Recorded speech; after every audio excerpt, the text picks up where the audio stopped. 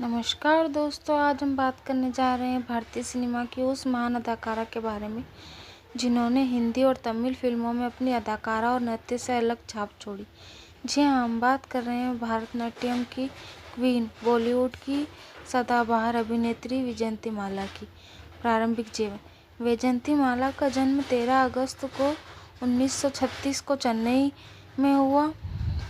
उनका परिवार प्रारंभिक तमिल अध्ययन परिवार से था। उनकी दादी यदुगिरी देवी बेहद धार्मिक और अनुशासनप्रिय महिला थी। यही कारण है कि वैजयंतीमाला का बचपन संस्कार और शास्त्रीय कला के बीच गुजरा। बचपन से ही उन्हें भरतनाट्यम में गहरी रुचि थी।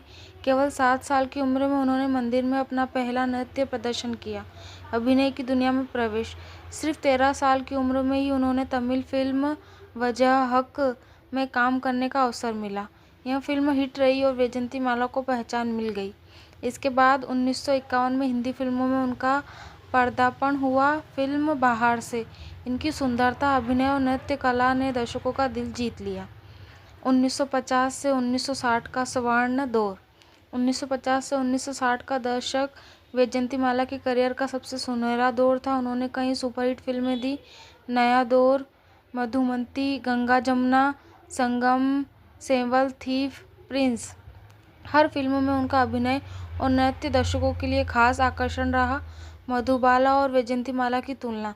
उस समय की दो सबसे खूबसूरत अभिनेत्रियां मधुबाला और वैजयंतीमाला की हमेशा तुलना होती रही, लेकिन वैजयंतीमाला ने अपनी क्लासिकल डांसिंग स्किल से खुद को अलग साबित किया। उन्होंने हिंदी सिनेमा में भारतीय नृत्य को एक नए स्तर तक पहुंचाया। राज कपूर और संगम। राज कपूर की फिल्म संगम ने उन्हें सुपरहिट बना दिया। राज कपूर और वैजयंतीमाला की जोड़ी को खूब पसंद किया गया, लेकिन फिल्म के दौरान दोनों के अफेयर की खबरें भी खूब उड़ी। हालांकि वैजयंतीमाला ने हमेशा इन अफवाहों से दूरी बनाई। अभिनय के साथ नृत्य का सफर। वैजयंतीमाला सिर्फ अभिनेत्री नहीं बल्कि एक महान भरतनाट्यम डांसर भी है। उन्होंने भारत और विदेश में कई मंचों पर नृत्य प्रस्तुति दी। उनकी परफॉर्मेंस को देखकर विदेशियों की भी मंत्रमुग्ध हो जाते थे। उन्होंने फिल्म इंडस्ट्री में क्लासिकल डांस, बैले का महत्व बढ़ाया और आने वाली अभिनेत्रियों के लिए रास्ता खोला। पुरस्कार और उपलब्धियां। उन्हें फिल्मफेयर अवार्ड कई बार मिला।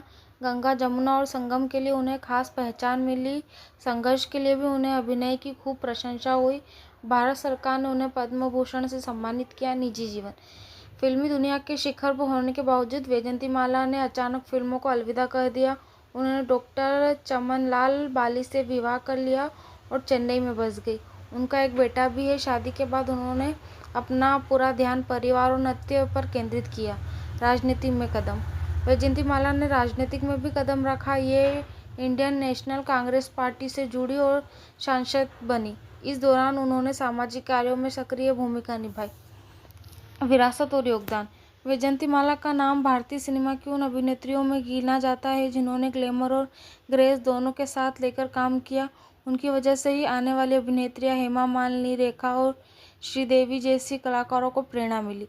निष्कर्ष। दोस्तों, वैजयंतीमाला सिर्फ एक अभिनेत्री नहीं बल्कि एक संस्कृति की दूत थी। उन्होंने भारतनाट्यम और भारतीय सिनेमा दोनों को ही नई ऊंचाई दी।